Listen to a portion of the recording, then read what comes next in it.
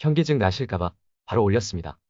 지난 영상을 보지 않으신 분들은 맥락을 모르실 테니 반드시 우측 상단을 눌러 바로 전에 올린 영상을 꼭 보고 와주시면 감사드리겠습니다. 저는 현재 캐나다에서 개발자로 일하고 있으며 주변의 동료들 대부분은 전혀 저축을 하고 있지 않습니다.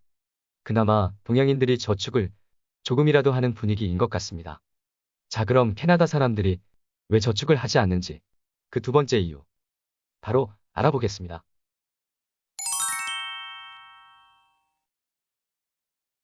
두 번째 이유, 자녀 교육비와 결혼 자금을 생각하지 않아도 됩니다. 한국은 보통 자녀 하나에 대해 고등학교 때까지 평균적으로 8,500만 원의 교육비를 쓰게 되고 이 중 사교육의 비중이 매우 큽니다. 대학 학비까지 생각한다면 1억은 든다고 보면 될 것 같습니다. 캐나다에서는 자녀에게 교육비로 딱히 들어가는 돈이 없으며 예체능으로 가기 이전엔 사교육도 딱히 시키지 않는 분위기입니다. 초중고등학교 모두 경쟁하는 분위기가 아니어서 사교육 없이도 웬만해선 원하는 대학과 원하는 학과에 진학을 할 수 있는 시스템입니다. 물론 일부 한인 부모님들은 학원을 보내는 경우도 있지만 대부분 공부는 대학에 가서 제대로 한다는 인식이 잡혀 있고 대학 학비마저 나라에서 대주는 학자금 대출로 자녀가 알아서 갚는 게 일반적입니다. 물론 미국 아이비리그로 대학을 보낸다거나 예체능으로 가는 경우에는 한국 만만치 않은 사교육비를 지출하게 되겠지만 특수한 경우이므로 제외하겠습니다. 이로써 한국에서는 큰 부담으로 다가올 수 있는 자녀 교육에 들어가는 돈은 제로에 가깝다 생각하면 되겠습니다. 또한 한국은 결혼할 때 들어가는 결혼자금도 만만치 않아 보입니다. 2년 전에 자료에서도 평균적으로 1억 4천이 들어간다고 조사되었는데 집값이 더 올라버린 요즘은 전세자금도 올라 이보다 더 든다고 볼 수 있겠습니다.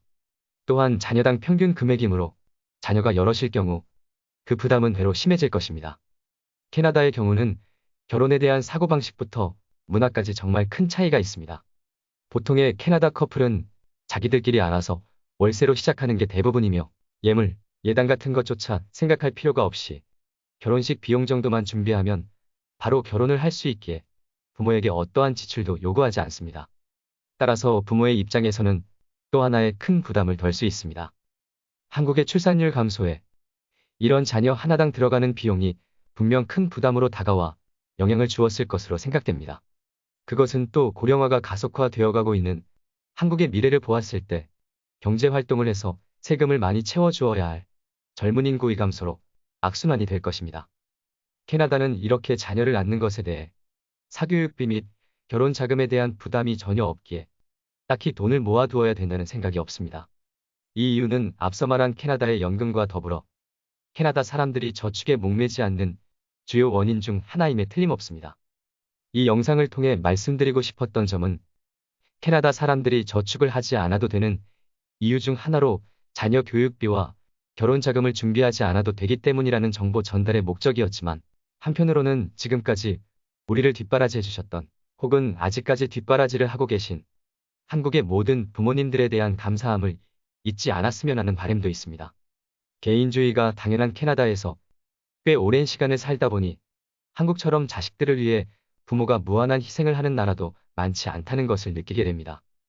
오늘도 영상 봐주셔서 감사합니다. 구독과 좋아요는 더 나은 영상 제작에 큰 도움이 됩니다.